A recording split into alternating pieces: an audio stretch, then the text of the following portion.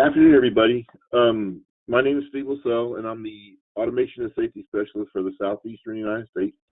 And welcome to this afternoon's class on IDEC PLC Basic Timers. So anytime during the class, if you have a question, on the right-hand side of your screen, there should be a toolbox. There's a tab called Questions. Just highlight it and then type in your question. And at the end of training, we'll go to the we'll answer all your questions. So there's two basic types of timers in the IDEC PLC. There's two basic and there's two advanced. We have the on-delay timer and the off-delay timer, and then the two advanced timing functions are dual timers and teaching timers. Now IDEC also has time memory bits or special memory locations that can be used as timers also. And we'll show you those in just a minute. So the basic timers. There's over 1,000 timers in the software. The total of all basic timers in the program. The advanced timers are not included in that 1,000. The number depends on the PLC model. The FC6A Plus has 1,999 timers, and the FC6A D model PLCs have 1,023, I believe. So the addresses would be T000 to T1999. The timer resolution is in 1 millisecond increments. That's in the background though, the software, not for each timer, which I'll explain to you in just a minute. So all timers are 16-bit word of data, or 0 to 65,535. That's the most timing function you can get out of our timer. So the different timing increments gives different max times for each timer. For instance, the TML, which is a 1-second timer, you can have up to 6,535 seconds in there, which is 18.20 hours. The TMI, which is a 100 millisecond timer, 65,000 or 6,553.5 seconds is the max time that you can get out of that timer, or 1.82 hours. The TMH, which is a 10 millisecond timer, you can have 655.35 seconds, or 10 minutes and 92 seconds, or not 10.92 minutes. I don't know how many seconds it turns out to be. TMS, which is a 1 millisecond timer, which is a 65.535 seconds. So how do on-delay and off-delay timers work? All right, an on-delay timer, once everything in front of the timer in your logic is true, the timer will delay the action after it in the logic until the timer is done. That might sound convoluted, but once we do an example, you'll understand what I'm talking about. The off-delay, once the logic in front of the timer changes to false, the timer will hold the logic after it on until the timer is finished, then allow it to turn off. So where do you find the timers in the software? So there's 3 places you can find them. One is under the Home tab, and then under the basic block in the instruction section. You can also find them under the View tab in the toolbox. Here's a picture of the toolbox, and you can see you have 4 on-delay timers and 4 off-delay timers. You can also find them by typing the ladder program under the cursor, the mnemonics for the timers themselves, like TML, TMI, TMH, and they'll pop up in your program. So once you pick a basic timer, this is the pop-up that you'll see. Doesn't matter which timer you pick, they're all the same pop-up.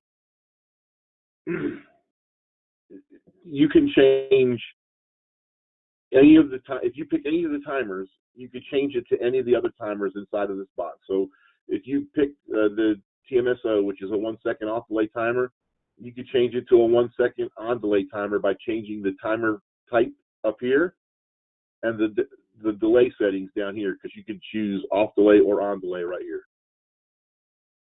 on the bottom. So the address of the timer could be, it's going to be T000 through T1999. And the preset can be a value of 0 to 65,535, or it could be a data word. So let's go to the software, and I'll show you what I'm talking about in the So I'm going to use a program. I've already got all my bits labeled in my program, so this won't happen when you start a new program. The first thing I'm going to do is put an on delay timer in. Okay, I'm going to build a timing circuit. So the first thing I want to do is use a normally open contact, and I'm going to label that M01. It's the timer on. And next to that, I'm going to put another normally open switch. This is going to be input 2.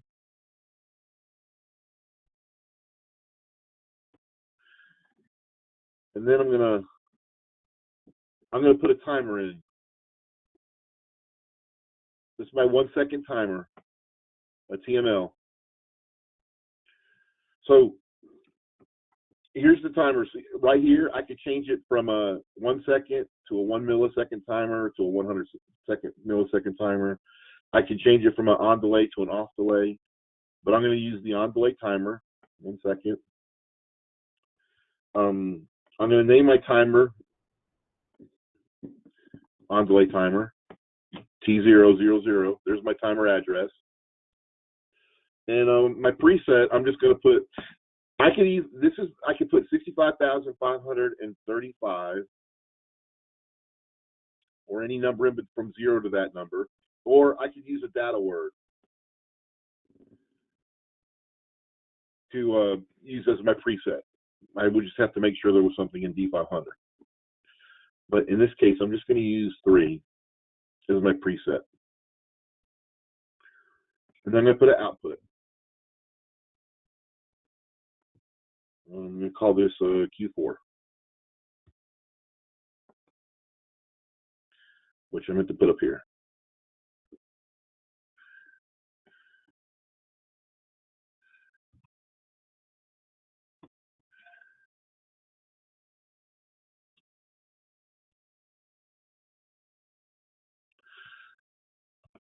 So there's a basic timing circuit. So let's go online and put it in simulation mode so I can show you how to work. So what will happen is once I turn these 2 bits on, this timer will count down, and then it will allow Q0 to come on, or Q4 to come on. So it counts down from 3, 2, 1, and then it allows that output to come on. So that's what an on delay timer does. Now, if I wanted to build a ladder logic, I don't know how many are you familiar with Allen Bradley, but they have what they call a timer enable bit. So I'm going to put a normally closed contact, but I'm going to call it T0, which is the output from this timer, which is the output from this timer. As long as it's not on, I'm going to turn an output on.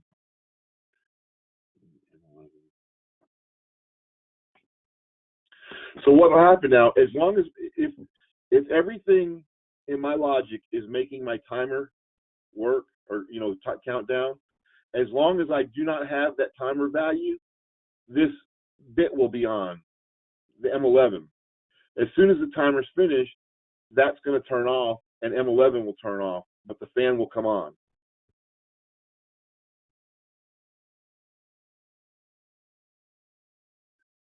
So if I just turn it on, you'll notice that as soon as I turn timer 1 on, M11 comes on until the timer gets finished, and then it goes off and Q4 comes on.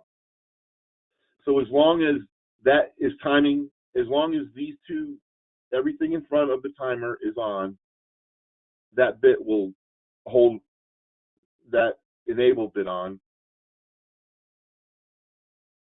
which will act like a timer enabled. Okay.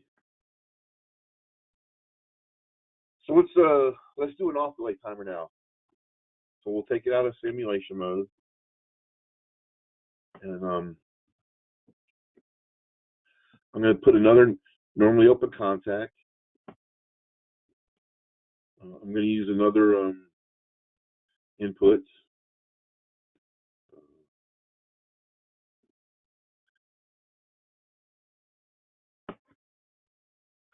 And then I'm going to put a 1 second off delay timer in here, and I'm going to call it T1.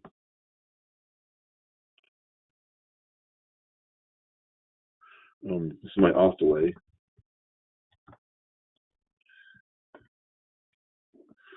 And then my preset, I'm going to make it 5. And then we'll put another output up here. And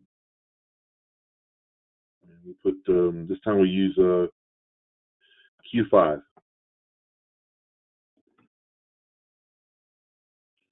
So let's go back up here and put it in simulation mode, and you can see how this works. So right now, everything in my logic is on, and my timer is on, and my heater is on. Now I'm going to turn one of these switches off. It doesn't matter which one, but it'll hold the output on until the timer's finished. That's what an off delay timer is. So the output is on until I turn one of these inputs off.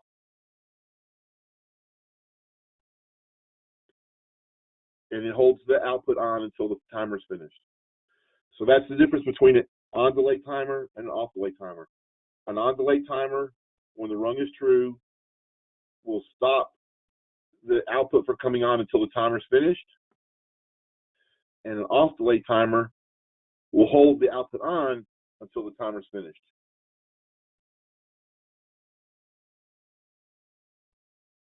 Take this out of simulation mode. Let's go back here to the presentation. So advanced timer functions. There's 2 advanced timer functions. We have dual timers and teaching timers, okay? So how do you find those? Is from the Home tab in your software. If you go to the advanced book, you can scroll back down here to where it says dual or teaching timers, and you can see you have 4 dual timers and 1 teaching timer.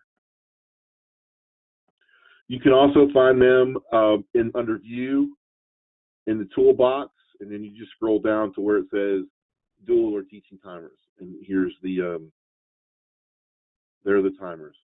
Or you can also find them by typing in the ladder program under the cursor, the mnemonics, or the letters for the timers.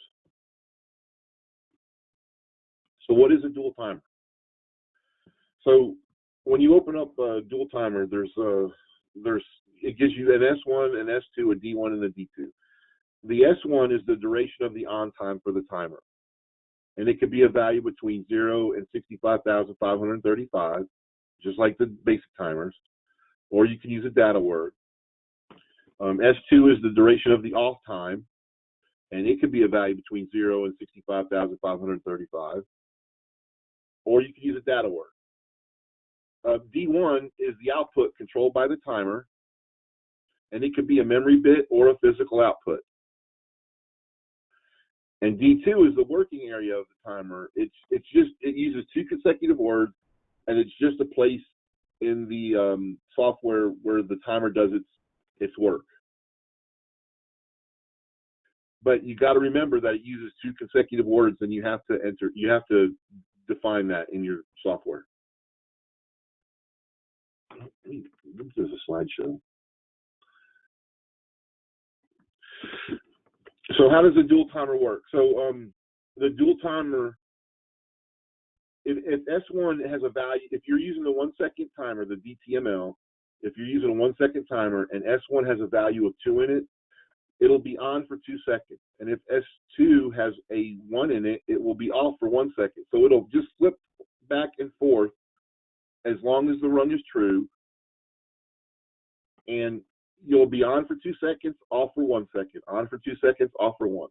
Now, if you're using the 100 millisecond timer, if the value in S1 was 10 and the value in S2 was 5, you would be on for 1,000 milliseconds or 1 second, and off for 500 milliseconds or half a second. So you would be on for 1 second, off for half a second, on for 1 second, off for half a second. The DTMH is a 10 millisecond timer, which that's the increments inside the timer. So if it was a 50 in S1, you would be on for 500 milliseconds. 50 times 10 is 500. And if S2 had a 25 in it, you would be off for 250 milliseconds. 25 times 10 is 250 milliseconds. And then the DTMS is 1 millisecond timer. So if you were on for 250 in S1, it would be on for 250 milliseconds. And if you had 125 in S2, it would be off for 125. And it would just flip back and forth between the two. So this is the pop-up you get when you pick a dual timer. They're all of the same. All 4 of these are the same. You have a 1 second dual timer, a 100 millisecond dual timer, a 10 millisecond dual timer, and a 1 millisecond dual timer. So right here, S1, this is the on duration of the timer. S2 is the off duration of the timer. D1 is the output that is controlled by the timer. So that could be an M bit or it could be a Q bit. I mean, a Q0 or an output, a physical output, or a memory location. And then D2 is the work area for the timer. It's 2 consecutive words. You got to remember that. So let's go look at the software, and we'll do a sample of the dual timer.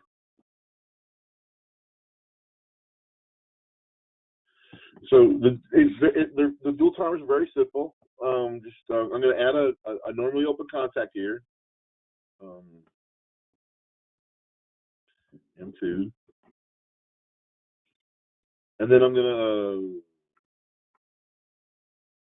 there's my 1 second dual timer, DTML. I'm going to pick that. Remember, even though I picked the 1 second timer, I could change it to any of the other timer functions right here.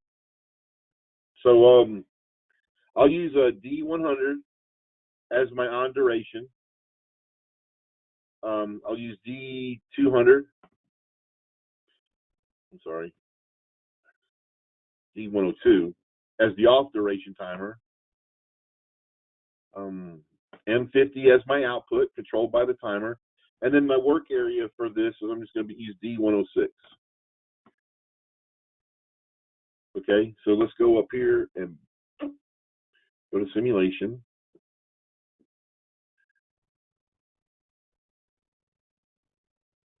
And I'm going to put here's a dual time. So here's a custom batch monitor for the timer, right? Right now there's nothing in D100, D102. So I'm going to put 5 in here, and we'll put 2 in, or 3 in D200. So it's going to be on for 5 seconds and off for 3. And D106 is just going to have the work. The number's going to change. It's just going to, all that's doing is just using as a work area. And then M50 is my output that I'm controlling. It is going to flash between 1 and 0 as the timer function works. So it'll be on for 5 seconds, off for 3, on for 5, off for 3.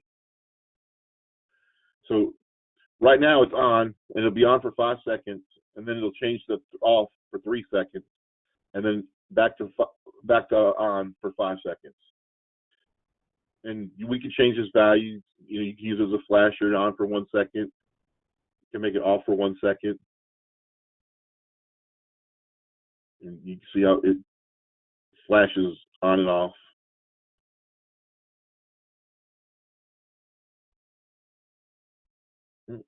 That didn't change.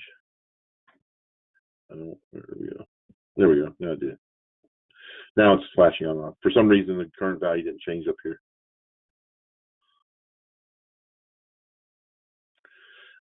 Now I could change this timer, take it out of simulation mode. I could change this timer to 1 millisecond. Okay. Go back to online and pull back the monitor again. And now it's a 1 millisecond timer. I'll change this to 250, and it'll be off for 750.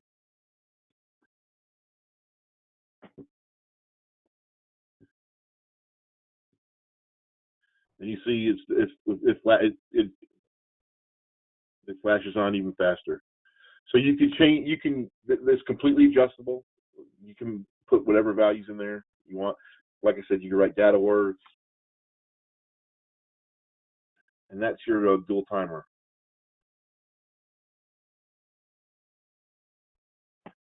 We take it offline again because we'll go back to our slideshow.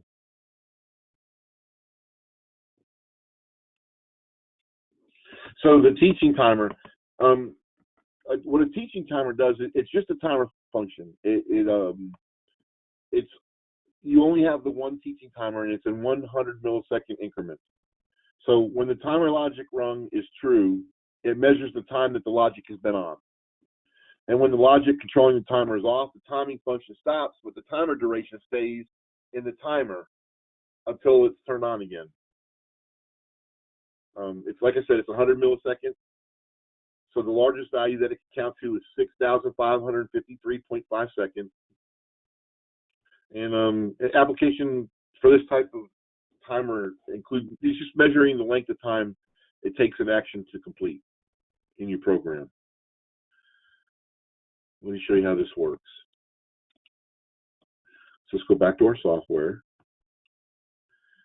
And so I'm gonna build another basic timing function here. I'm gonna use input 0. It's a green push button on my demo here on my desk. And then I'm gonna put a timer in here, another 100 millisecond timer. And I'm gonna call this one T2,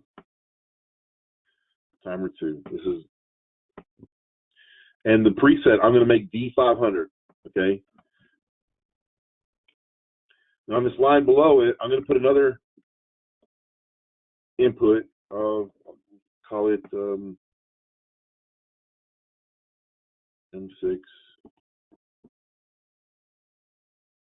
And then I'm going to put my teaching timer. There's my teaching timer symbol right there. And I'm going to label that as D500. So what will happen is, when I turn this on, you can see the value in D500 is 0, and right here, okay? When I turn this on, this is going to start to count up. And it'll count up in 100 millisecond increments until the run turns off. And I'm now using that as the preset for this timer here. So when I turn this bit on, it counts down until it gets back to 0. Now you'll notice that the value of this doesn't change. You know, once I turn that off, this goes back to 84. When I turn this bit back on, it'll go back to 0 and start counting again. and say it's all, is only on for 30 milliseconds or 3 seconds this time. And now when I turn this on, the timer's now got a 30 as the preset. So that's your teaching timer.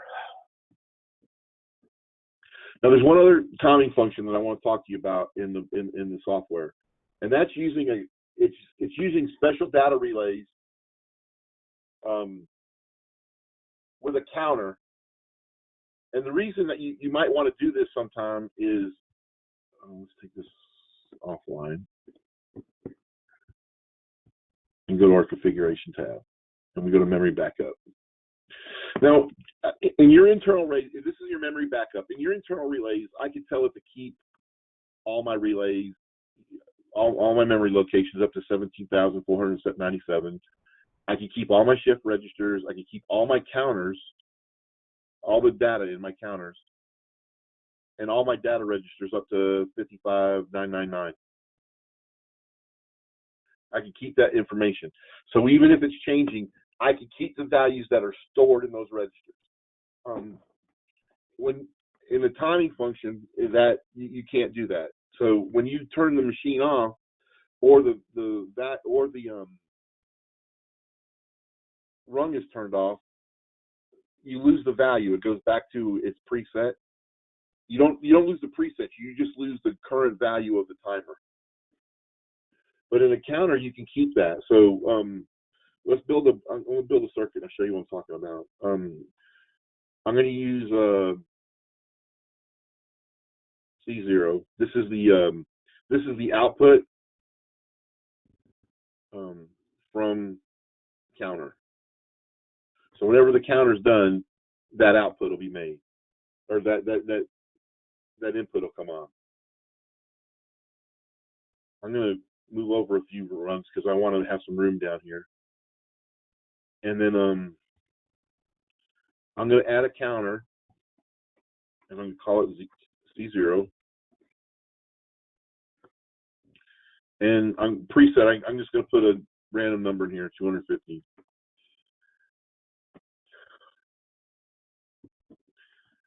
Now, when you use a counter, you have a reset, which is the R, and a P, which is the pulse. Let me put a normally open contact here. Now, this is called M8121. It is a 1 second clock, okay?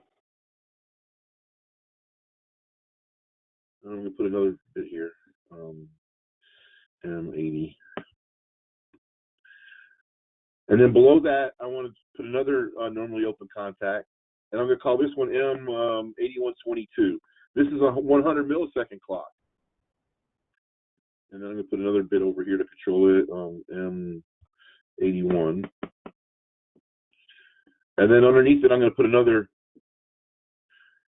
normally open contact, and this is M8123, which is a 10 millisecond clock. And then put another contact over here to control this one, M82. And then I just combine. There we go. So this is not what it would look like in your program. You would only use one of these bits, not all of them at the same time. That's why I have these M80, M81, and 82 here. I could turn those on and off to control the pulses. Because once I turn this on, and it's in there you go. These relays, M8121, M8122, and M8123, are already pre-programmed in the PLC. I don't have to do anything to create them. They're already pre-programmed. And M8121 comes on for half a second and off for half a second. M8122 is on for 50 milliseconds and off for 50 milliseconds. And M8123 is on for 5 milliseconds and off for 5 milliseconds. They're already pre-programmed in the PLC software. I don't have to do anything to create them. Now, when I turn M81 on here, if I'm using M8121, it's counting up one every second. So I get 1 pulse per second. So that would be my timer, a 1 second timer. Now, this is a good thing about a counter that I was telling you about. If this was a timer, an on delay or an off delay timer, when I turn this off, you notice how it's counting down. But if I turn it off, it automatically, even before it's done, it goes back to being its preset. It goes back to its preset. But a counter doesn't. A counter retains its current value. So I could clear this out, make it a 0. No, I can't.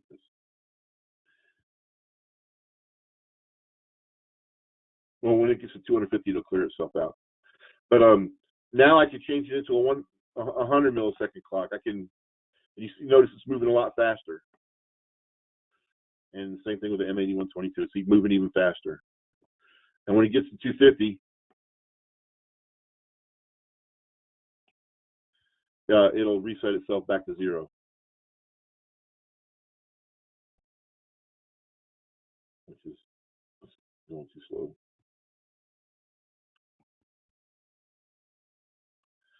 Six, 7. And it gets to 250, it sets it back down to 0. So now there is another way to retain your memory on your timers, and that is you can use a move instruction like this. Let me show you.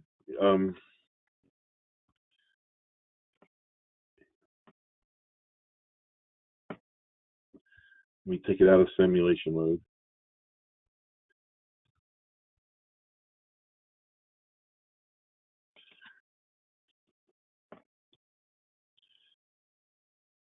And I'm going to call this one M8125. 8125 is another special memory location, and it's always on.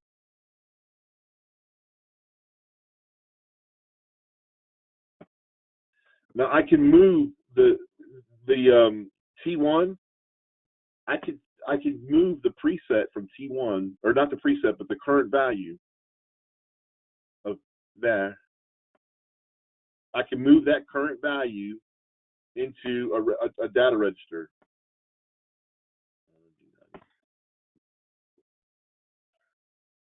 I'm going to change this preset to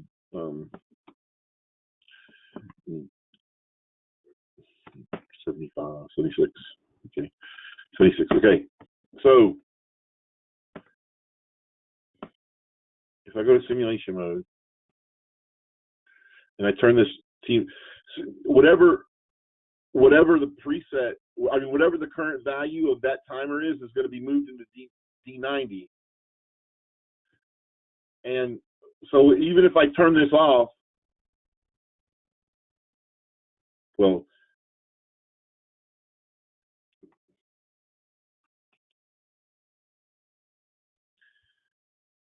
let me make this M12 and 1. There we go. Let me show you. Here we go. This is a better way to show you. So while I did that wrong again, sorry guys. Edit coil. I want that one to be normally closed. There we go.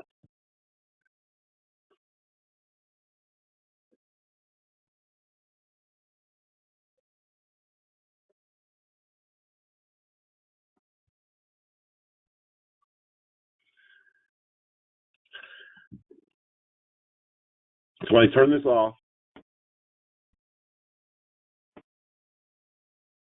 it's going to move whatever is in that timer into D90, the data register. Now, when I turn this on, this goes back to 76, but D90 retains the 64.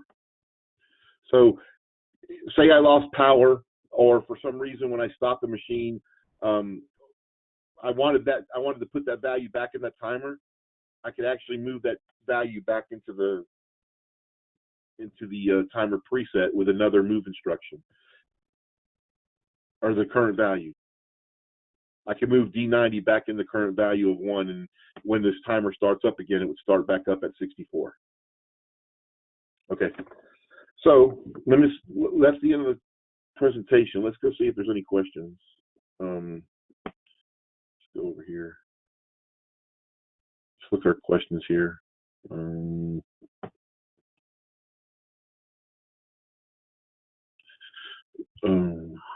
Questions. So to get to 24-hour timer or more, yeah, so the way you would do that is if you needed, first of all, there's two ways to do it. You can either use the 24-hour, you can either use two timers as cascading timers to get to 24 hours, or I think I closed the software, but let me see if I can open it back up real quick.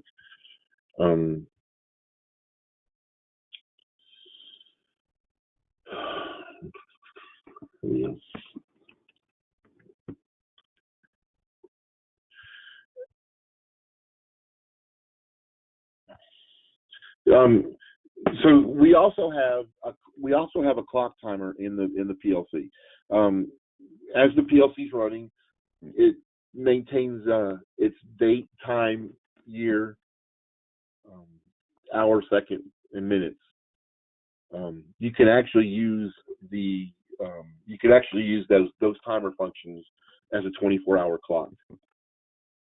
But yes, you can use cascading timers if you need to go over 18 hours. Typical application for use a teaching timer.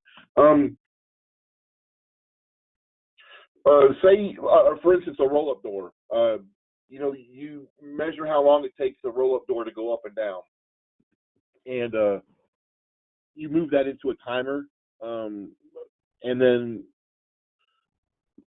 if you have the roll-up door, commanded closed, and it takes longer than the timer function to come down, you can set off an alarm, or you could use it as a valve. Like how long does it take after you command a valve to close and that valve to close? You can time that function and move it into a timer, and then the next time you tell that valve to close, if it takes longer than that, you can set an alarm. I don't know of. I don't think I've ever used a teaching timer to do anything in a program, but I mean, I could see it being used, something like that. Anyway, that's the end of the questions, and so that's the end of the training for today. But guys, thanks for joining, and we'll see you next time.